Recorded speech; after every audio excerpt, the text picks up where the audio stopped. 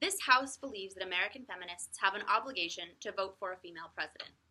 The framework for this debate is all else being equal. So we're not talking about the morality of different candidates. We're not going to get bogged down in Republican or Democrat or different policies of the candidates. We're talking about all else being equal.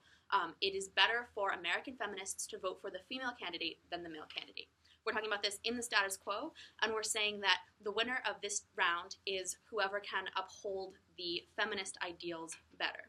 So with that, I'm going to get into the reasons that it is important for feminists in America to vote for the female candidate. So we're going to define the feminist ideals as trying to further equality by through medical care for both women and men, through societal interpretations, through societal ideas of feminism and equality, and through workers' rights, especially for women. Now, this voting for a female president, I'm going to talk a little bit about why it would be better to have a female president throughout this debate, because this is the end goal, but it would also be better to have more votes for a female president, just so that we can have the visibility of women voting, especially at the moment when repeal the 19th Amendment is trending on Twitter, and it is extremely necessary in society to improve voter turnout, especially for women, and to prove that women actually can have their voices heard and do make a difference in politics in the United States. But going on from there are a lot of reasons why it would be better to have a female president than a male president, all else being equal. So firstly, it would improve the lives of men, women, and the world through equality, including medical care. So women have had to deal with certain things throughout their lives that men have not had to deal with. This includes the luxury tax on tampons. Every single woman in anyone's life has had to deal with her menstrual cycle at some point or another, and they have had to buy goods to deal with that. So this tax has affected them, every single woman in the world.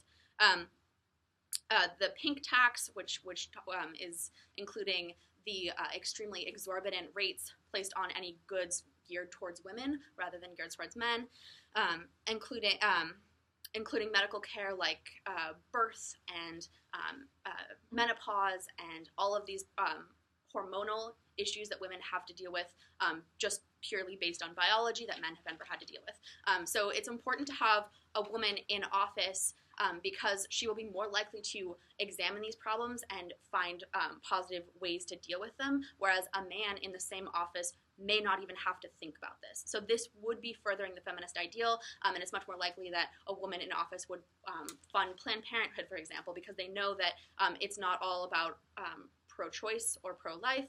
It's also about access to contraception and access to ultrasounds and access to breast exams for cancer, and a lot of these other medical issues that are able to be boiled down and strawmanned when we have a male in office who's never had to deal with these issues. Next, societal interpretation. So this would be good for men, women, and the world, because men would be able to see a woman in office, and no matter how enlightened you are as a human being, it does make a difference to see a certain kind of person in an office. So when I ran for Model UN in high school, it was because I watched a Mary Kate and Ashley movie where they were in Model UN, and my interpretation of that helped me to breach that wall that I never would have before. So seeing women in these positions is going to be helpful for everyone in order to be able to place a woman in those positions. Recently, there have been lots of studies like this, but in elementary schools or even colleges, when asked to draw a doctor or a firefighter or any of these multitudes of career paths, 99% of the drawings are always of men. And so being able to visualize a woman in these positions will make it more likely that women will be able to fill those positions in the future and work towards filling those positions.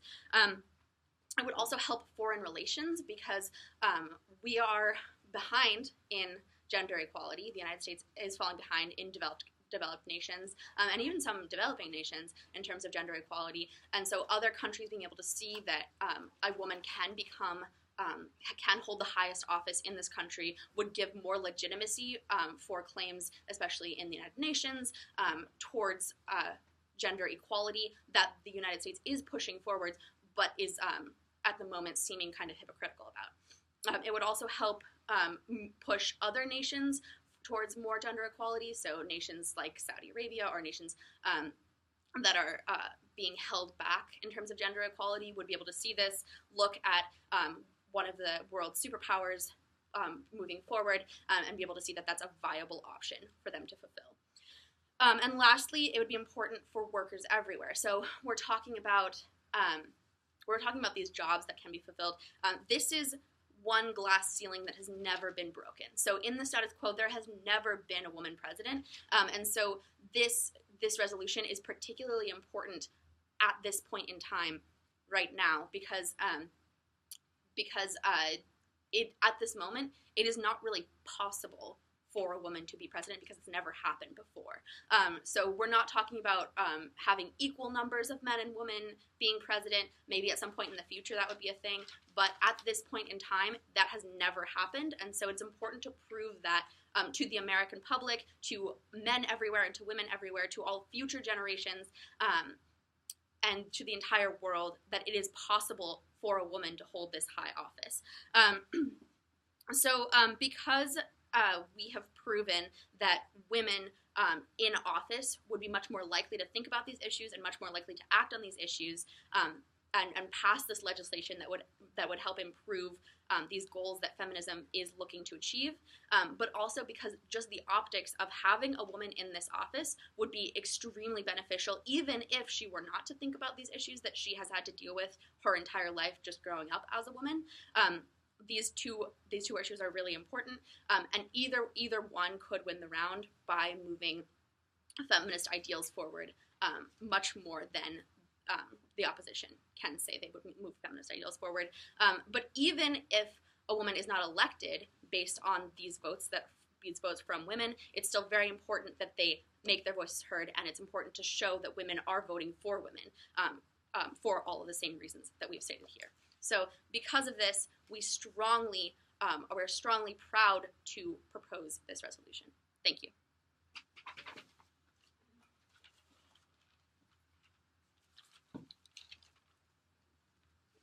I have 7 minutes. Is that right? Yeah. Okay.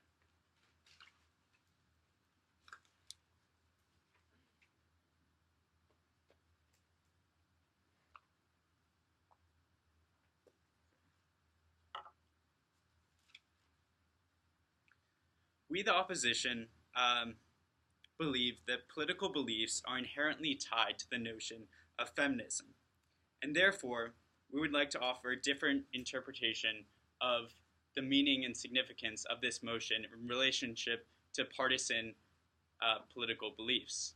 Therefore, to explain this more clearly, Republican beliefs and sentiments in the United States, for example, reflect more conservative values which support a more subjugated role or position of women. And as a result, we believe that having or voting for a woman purely because it's a woman is not necessarily the best thing to do. The first reason this is the case, it would be because it would undermine the notion of meritocracy in presidential elections. The president is supposed to be, the president is responsible for so many facets of political life in America, both internationally and domestic. As a result, presidential elections and candidates should represent the best, they should be the best citizens they can be. And as a result, the candidates that people choose, candidates who represent specific interests, the best candidates may not be elected president. And this is inherently bad for the country.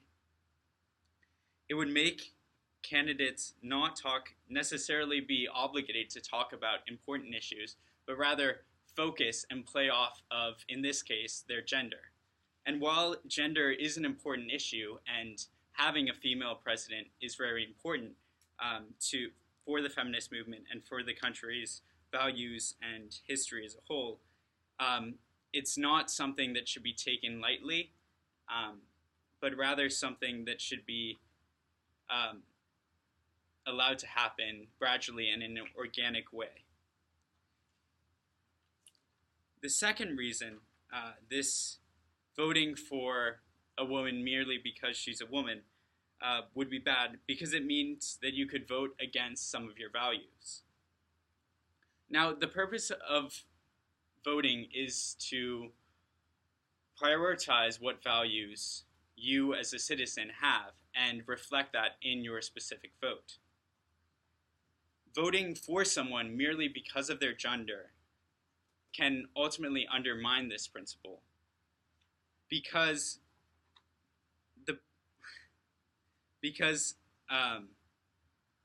there are so many important issues out there other than purely gender and feminism.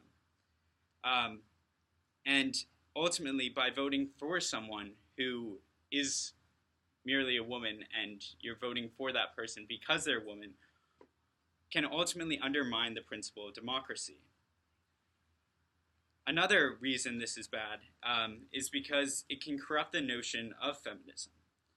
Giving the capability, or I guess the voice of feminism, to one individual who may or may not be connected or really tied to the feminist movement itself is very dangerous for what the feminist movement or feminist idea, what idea or what interpretation the feminist movement has. An impact of this would be it could very well undermine the values that the feminist movement has and holds dear. And the third reason that this movement is not the best is because it makes elections about single issues. Candidates would not have to talk about other issues, but rather speak to only one issue, and that issue is gender, leaving out so many important other problems and issues that Americans struggle with on a daily basis. And while gender inequality is rampant and very much present in our current society, there are other issues that are much more pressing on a day-to-day survival basis. And as a result, we should respect those issues by giving them their rightly deserved attention. Going along with this, other groups who seek and very well deserve attention in elections and regarding issues may not be given enough of a voice. If you had a female candidate and she knew that she was getting all these votes because of her gender, she would go first in terms of like talking to the press and to the people, and her platform, gender would be the central issue. And while that's fine, it may not be the best for the United States. What about environmental awareness and environmental initiatives? What about education? What about foreign policy? There's so many other issues that may not be touched on purely because people are voting for gender rather than for a wider breadth of important issues. For that reason, the opposition believes that this motion is inherently dangerous and would create a negative precedent that would encourage people voting for others merely based on how they look rather than what platform they have and what platform they have and what values they hold dear, and how effective they will be as president. Thank you.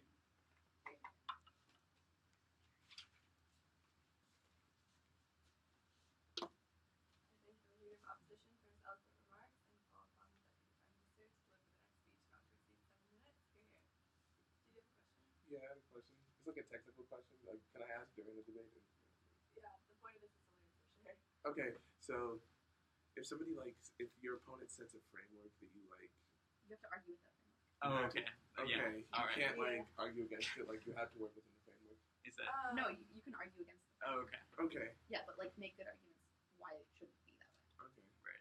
Okay. Yeah, I freaked out when you were like sending it. I was like, oh, that was our God. whole case. Yeah. That's the only way to win this. Right. But yeah, definitely contest that. Okay. Okay.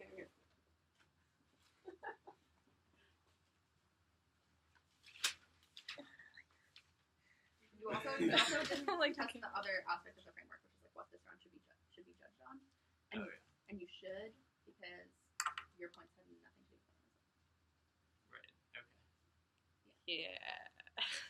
Okay, but also this is BP, and in BP they care way less about like what the burden in the round is. It's much more about who wins an actual impact in reality, which is something that's nice about BP. So you don't need to worry about line by line reputation. You don't need to worry about like countering the mechanism for determining the winner in the round. Like just be more persuasive about why you should win. On that note, Well then.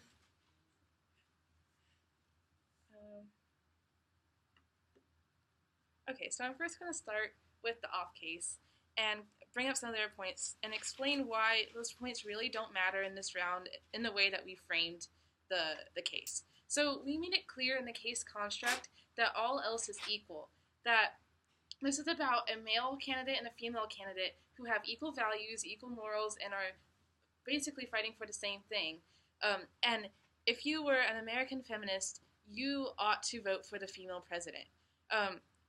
And the way we said the way you should judge this round is on who would promote the feminist ideals the most. Would it be voting for a male candidate or voting for a female candidate? And we were going to argue that voting for a female candidate would indeed promote feminist ideals most in terms of men, women, and the world.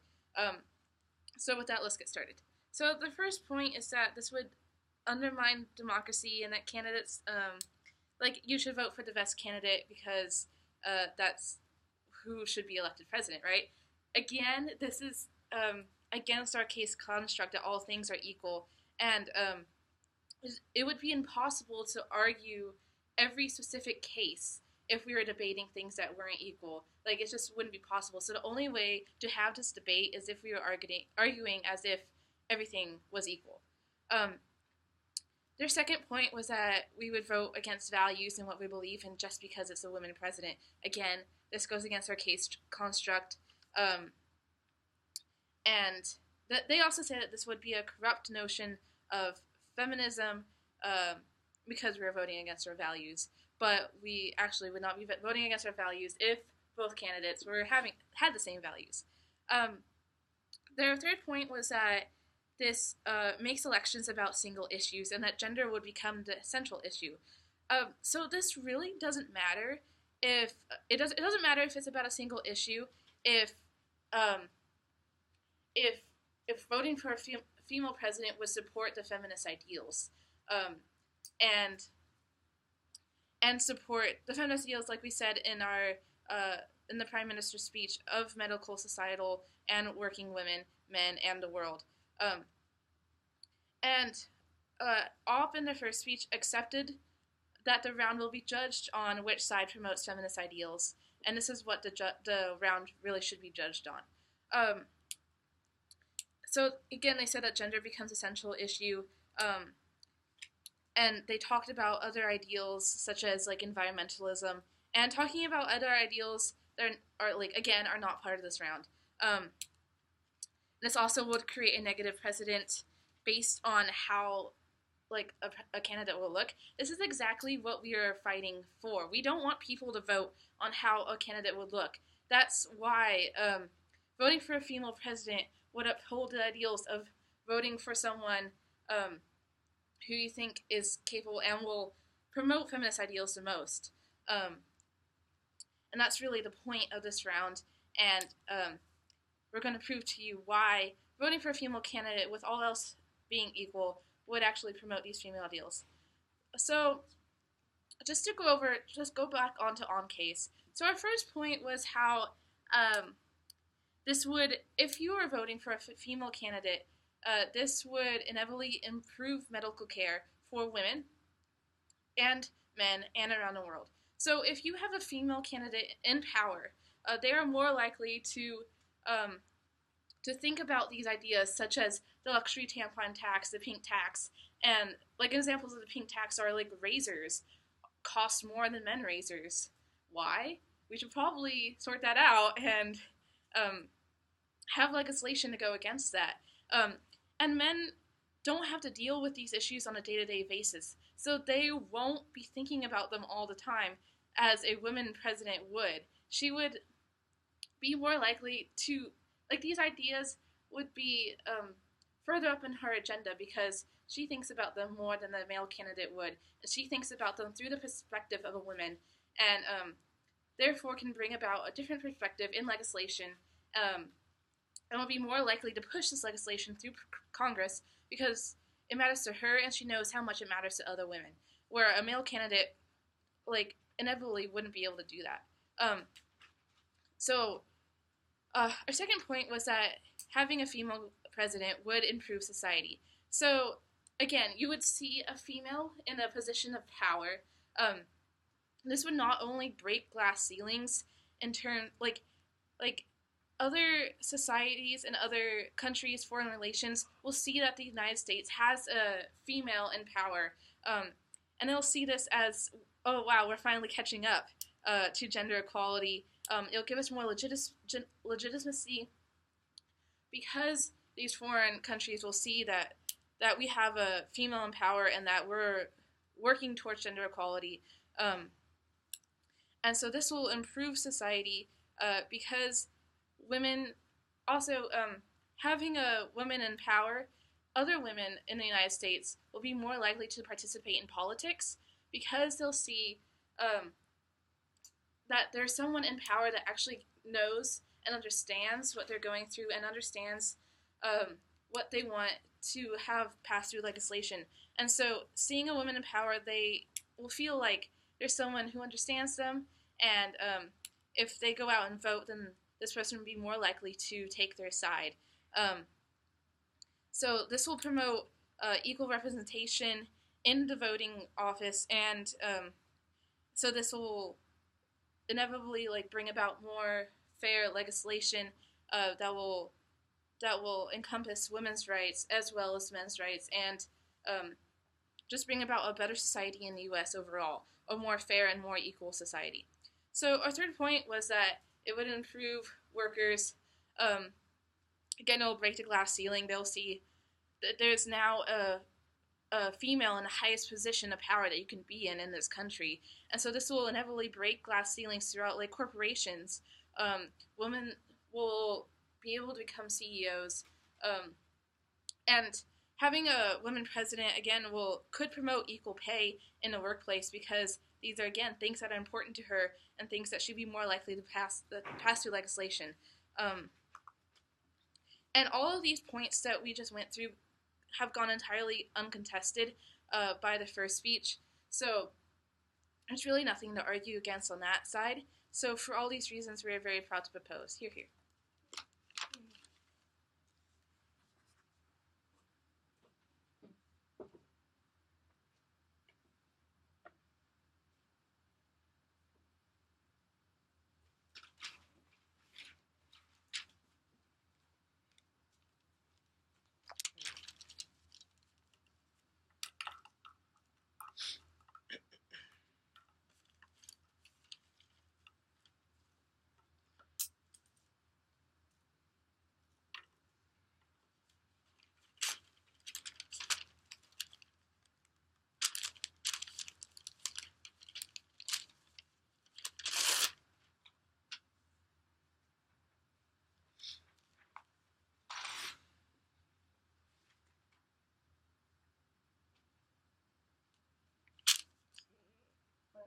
Do I start? Okay.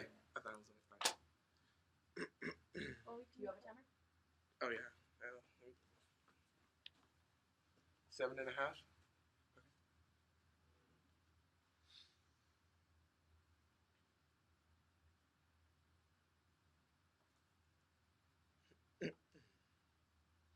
Okay, so to open my speech, I'm going to address the framework that the Prime Minister first put forth in her opening speech. And the first thing that I'm gonna say is that I believe that this framework is ridiculous and unrealistic for this case, because in any sort of race for public office in the Western world, where the issues of feminism are very prevalent, the candidates are not going to be equal. The candidates are not going to be espousing the same beliefs, and the candidates are most definitely not going to both have the best interest of women at heart. So we believe that framing the debate under this framework is dangerous and is unrealistic, because as I'll demonstrate in my speech, the actual implementation of this motion and the precedent that it sets are very dangerous. The second thing that I'm going to address is that asserting that if we do operate under the assertion that the winner of the All right, so if you don't want to use this framework and you instead want to use specific examples, the only specific example we have is Hillary versus Trump. So would you rather use that example as why we should vote for a woman in this election? Because that's totally fine with us. We would love to do that. Okay. Sorry. Okay. Okay, and if we do operate under the assertion that the winner of this debate is the side that will promote feminist ideals most effectively, then in fact that this motion is actually very dangerous to the promotion of feminist ideals, and I'll give two reasons for this. The first reason is that it turns feminist into a voting bloc that can be exploited by subpar candidates or candidates who do not have the best interest of women at heart. And this is inherently anti-feminist because it can promote the exploitation of women in their vote. If female candidates feel compelled to vote for a candidate who does not necessarily share their beliefs or who does not share their vision for the country, then their vote is devalued because they're looked at by these candidates as a block, something that can be exploited and something that can be used, and that's very dangerous. One of the reasons that this is dangerous is because if a female candidate has a pre-installed base voting block that they can lean on, they are less inclined to try to appeal to other issues, and this is dangerous not only to women but to other groups in the country who are disenfranchised and whose needs will not be addressed because their votes will not be needed, because a massive section of the country will already should feel morally obligated to vote for this candidate, and this is very dangerous, and it harms democracy. It could lead to very terrible candidates having an unfair advantage in the election and being able to use this pre-installed voting base of women to give themselves sort of a leg up in a race that they normally would not win. And we believe that this assertion discourages independent thought amongst female voters, and that is inherently not feminist, because instead of encouraging women to assert their equality as voters and encouraging women to have independent thought and to determine what they want their vision to be for the country, not as a woman but as an individual and as a citizen of the United States, they'll be looking at it, I'm a woman, so I feel obligated to vote for this candidate because they're a woman, regardless of how this makes me feel or how their beliefs mesh with mine.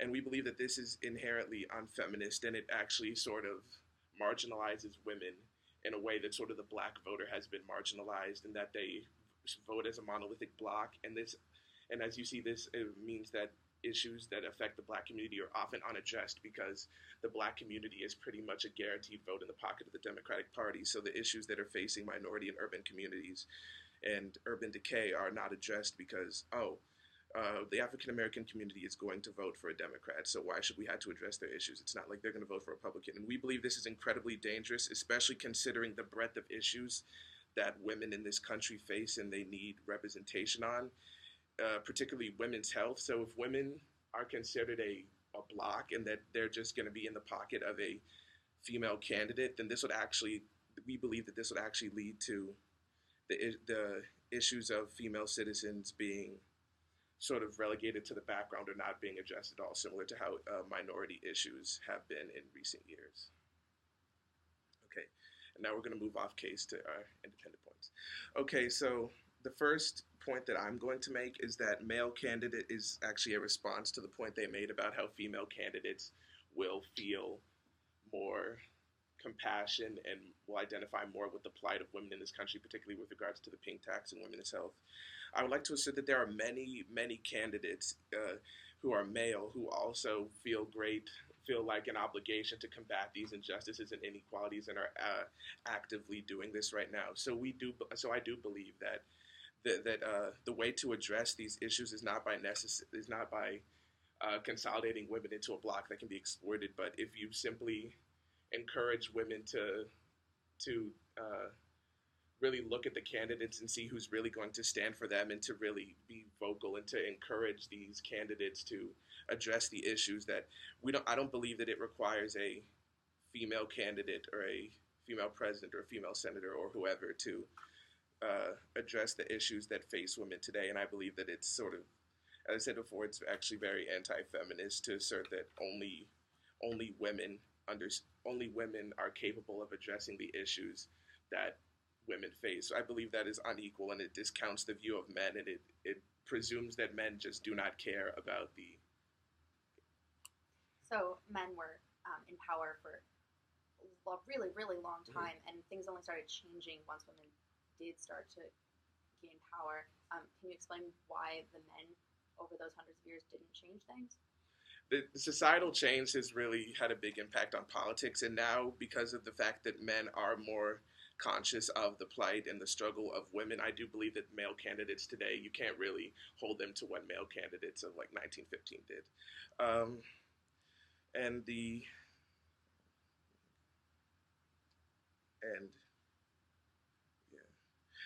The final point that I would like to make is actually going to be building on the point that my partner made, is that promoting single issue politics is extremely dangerous because, as I said before, this is another aspect of the motion which is very dangerous because it will cause a multitude of issues to fall into the background because of the existence of sort of a huge block of voters who will vote regardless of what the candidate says or does, and it is for these reasons that we are proud to oppose.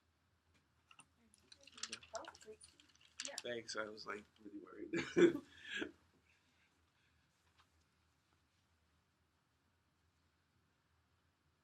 I have a question. Can, like, if your fellow, like the person on your side is giving a speech, can you also ask for a point of clarification? No. Like, okay. Don't do that.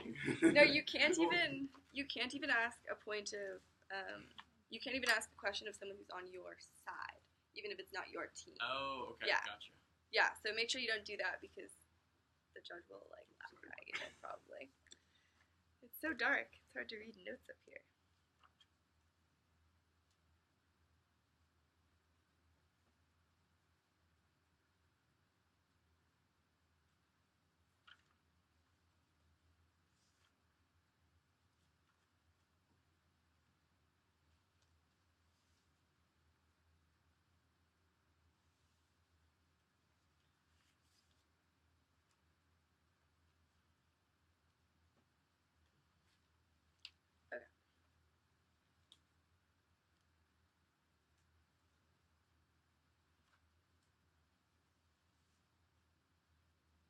The clash of this debate in the opening half has been mostly between whether women should be prioritizing their rights through specific policy by electing politicians who will push policy through that they agree with, or if they should do this through voting for a female to represent them as President of the United States, even if they do not perfectly agree with their policy.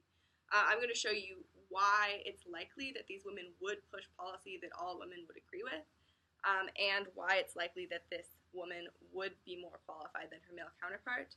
But I'm going to start with a couple of points of rebuttal from the speech that happened just now. So first they tell you that there could be this feminist voting bloc that wouldn't share their beliefs and that now feminist issues aren't going to be dealt with, we tell you that they can only be exploited if there is a woman running. And we think that a woman is not going to be exploiting like feminist issues and exploiting the issues these women face, because first, this woman is going to understand what it's like to be a woman. And you can't do that if you are a man. You can't understand all the intricate daily things that impact you. Things like the pink tax, sure, but also like access to birth control.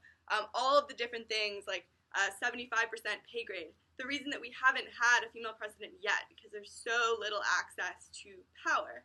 And those are things that a woman, even if she disagreed with you politically, would be able to have still. But we think also like the female leadership model is different than the men's, that there's going to be more compassion in a female leader, even if she disagrees with you politically. Dang it, the light just went off. Okay, I'm going to stop my time because I can't read my notes. This always happens. Okay. I kind of like our old room better. We can go back to our old room. Okay, I'm starting time again. So the big worry they have with this is that women's interests aren't going to be addressed because women will be voting as a bloc and it will be assumed that they will vote the same. But remember, this is only the case if there's a female candidate who's running. And we think that women will understand these women's issues better than a man ever could. But importantly, we think that the role of the President of the United States is mostly as a figurehead. That the policy proposals they pass, like, very rarely actually get through.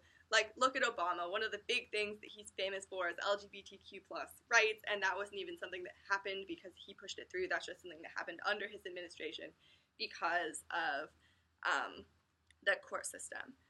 So we think that those are all things that are actually going to be benefiting our side.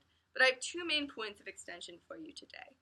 First, why women are not going to be less qualified than their male counterparts, but how even if they are, this is still beneficial, and why this leads to more women being likely to run, to take on leadership positions, and I think that this point is really going to win us the round. So first, they tell you that women might be less qualified, and this is the obvious point for the opposition side, right? Because if you're voting for someone who is a female, that's implying that you might not have been voting for that person if they were a male. So if one candidate shares your beliefs more, but one is a woman, the other is a woman, you're supposed to vote for the woman, even if the male might have shared your policy on environmentalism or something like that. But we tell you that probably the woman is going to be more qualified than the man, because there's a higher barrier to entry for women to run for presidential office. That's why we haven't had one before. Women are less likely to run if they feel like they're not fully qualified. Women often have a different skill set. Women in leadership often have more compassion or listening instead of speaking. You can look at Hillary Clinton, who went on a listening campaign instead of a speaking campaign during her senatorial campaign. And also, there are so many issues, like if you're perceived as too much of a grandmother, if you're perceived as too emotional or not emotional enough. And women often don't run because they think first of their families, whereas men don't. They think of their children, because women have the family role of taking care of the kids, which we don't think is fair, but is something that women often consider, and women often don't think of themselves as a leader. And these are all reasons that women don't often run, and why women are so much more qualified than men are when they do decide to run, because they feel like they need to be perfect in order to try to run for office, which is why female candidates are often way more qualified, and we think that this is really bad. But we think that the role of the President of the United States is largely as a figurehead. They're there to have control over the U.S., sure, but most of the policy decisions that actually impact real people in their everyday lives are made by lower governmental offices.